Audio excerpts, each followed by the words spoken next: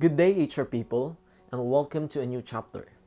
If you can remember during our first discussion, there are three main skills in business, and those are teamwork, flexibility, and communication. In this chapter, we will be focusing on the third element, which is communication. The following are our objectives for this lesson. First, understand the importance and processes of communication and communication in workplace. Second, to describe and identify the different communication channels and barriers to effective communication. And third, to demonstrate how changes in technology have affected communication within and between the organization and their employees. It is defined that communication is the sharing or exchange of information. In a business, we talk to people around us. We coordinate to them. We solve problems. Those interactions can have an output by communicating with one another. And it has to be a good communication, a communication with a sense. All individuals, groups, and organizations communicate by sharing meaning between each other. And those meaning have roles and use on the visions we want to gain. The relationship of communication and organization are directly significant because, first, good communication can have a positive and mobilizing effect on employees through instruction, supervision, and evaluation. And second, poor communication can lead to strong negative consequences such as the distortion of goals and objectives, conflict, loss of motivation, and poor performance. Basically, business communication have four purposes. First, people have always needed to communicate to live in social groups and to have plan and coordinate activities. Our functions at work and related with one another. We cannot accomplish something unless we refer to other employees. Our functions are systematically divided and distributed. And to be able to come up with an output, efforts must be shared. Second, no group or organization can exist without sharing meaning in some way between its members. Third, when we communicate, we are trying to influence other people's understanding, behavior, or attitudes. The influence we want to instill should be beneficial so that good practices can be conditioned as norm in executing different processes. And lastly, communication is the core to the most organizational activities in understanding of the processes of communication and how the use of different communication channels can impact on the message delivery and receiving. From the top management up to the underlying positions in rank and file, everyone must practice good communication because having good communication creates good atmosphere and better relationships. I know you are all familiar with this diagram. Perhaps most of you mastered this in your English subjects and fundamentals of management. This shows how communication flows. There should have an encoder of the message or the sender, how the message will be transferred or the channel, and the receiver who decodes the messages. In this process, there could have barriers that hinders the clarity of the delivery of messages. And a feedback is also expected after message has been delivered or decoded. Feedback serve as the evaluation whether the message is understood or not.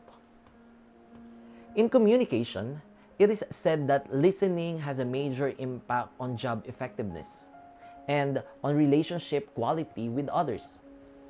Technically, it is used to not only receive the message and obtain the information, but to understand and learn from it. As HR professionals, it is expected that we are good communicators. We talk to people, we provide information, and at the same time, we should also know how to lend our ears and listen. Because through listening, we will be able to know their concerns that will be the source of what actions to do to attend their concerns. And it is not only just listening, it should be actively listening. Active listening is a process of making a conscious effort to sense, process, and respond actively to a communicated message. Our people are expecting from our actions. They need solutions. And to be able to do that, we should be able to contemplate and analyze things that will serve as our reference for decision making. In business, there are three classified communication channels. It could be in the form of formal channels, informal channels, or quasi-formal channels. Formal communication channels are channels that are officially defined pathways that follow the chain of command or hierarchy in organization. These channels, being official and holding authority, are used to send letters, emails, policy statements, or announcement.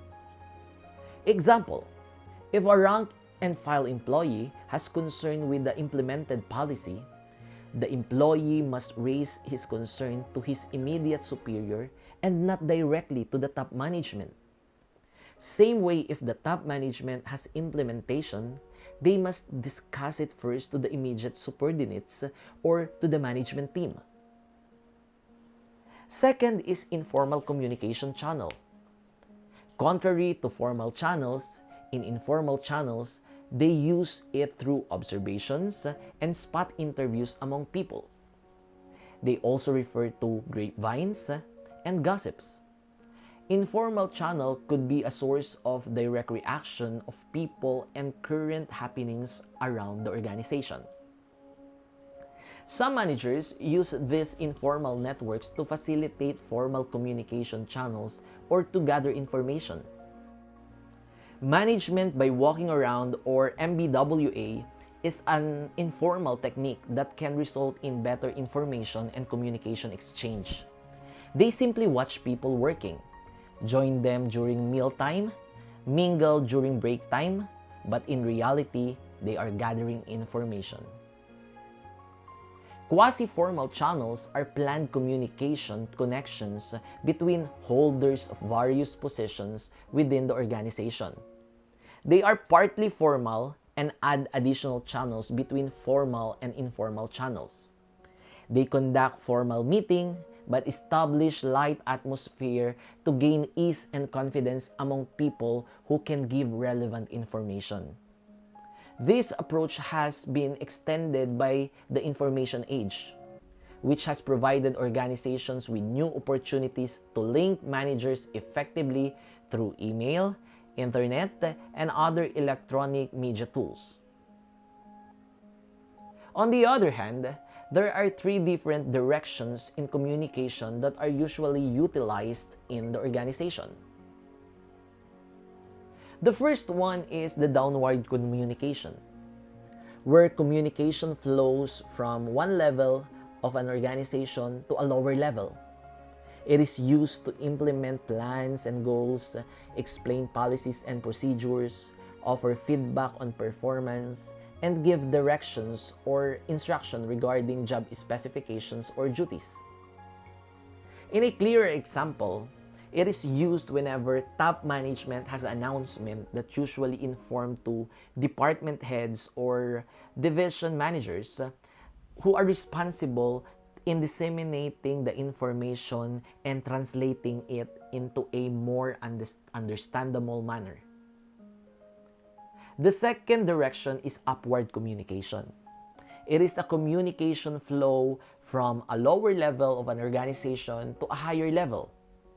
It provides information to management about what is happening at an operational level. It is important that low-level employees are being heard, and it is essential for organization to use it as reference for the next implementations or reiterations. Because they are the ones who directly deals with customers, they are directly the ones who see the impact of processes. So their experiences and observations are very much relevant. And the last one is lateral communication. It is a communication flow of direction between members or employees in the same work group or department with same rank or managers at the same level. It serves as an important function to facilitate coordination of the work undertaken. I know you are all familiar with the different barriers of communication. As you can see in the presentation, they are all factors that hinder the flow of to successfully deliver clear and relevant information. We also need to consider intercultural communication barriers. We came from different countries or localities. Usually, we grew up with different traditional practices, and communication are somewhat different when it comes to pronunciation or providing given or meaning to certain words. But we must improve it, especially when we are in the business. Although it is not easy, however, with lots of exposure experiences, we would be able to improve it. The first example of intercultural communication barrier is semantics. These are differences in meanings of words to different people. There are so many Tagalog words, for example, that are homonyms or with the same spellings but with different meanings. The second one is differences in nonverbal symbols and signals. Example, we see that a worker is like scratching his hand over his head. We thought that he is mad on something or not in the good mood. But in reality, he is just have an itchy scalp or head. This sometimes lead to misinterpretation to the extent that we are avoiding the person because of the thought that it is not a good time to approach him. The third example is word connotation. These are words that imply different things in different languages.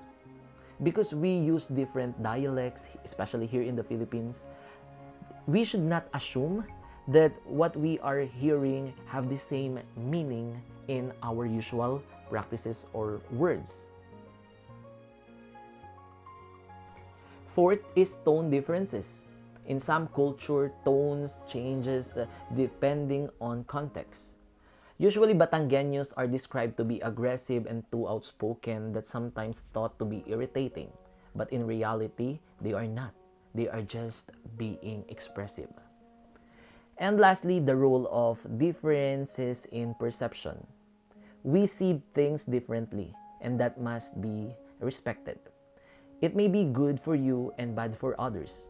We don't need to instill our personal beliefs to others because we are all different. Therefore, the mentioned intercultural communication factors must be considered during flow of communication because this might become a barrier if we are not going to understand their differences and where they're coming from in the first place. In the modern world of business, we should also cope with the use of technology when it comes to communication. Because primarily, it aids to make communication accessible for all, most especially that there is a big change in the landscape of workplace. In present, wherein we are embracing the remote or distant working. Business must elevate their communication platforms to promote innovativeness and accessibility. People in business must be legible in using emails, softwares, and applications. At the same time, there should be positions who control information and data using online so that it can be handled properly and privately. Okay, at this point, I will be explaining the relationship and relevance of communication to our field in human resource. Human resources is a critical area in the organization. It plays a strategic role in managing people and workplace culture and environment. We are the first port of call for any staff issues or employees' communication needs. That's why effective communication is a key to our function. As an HR professional, we are wearing many hats. We are conveying important information. We should ensure that processes are adhered to. We solicit feedbacks. We attract and retain staff, and much more. Therefore, to say communication is a fundamental skill to function as an HR. As long as there is interaction, then communication must be executed well.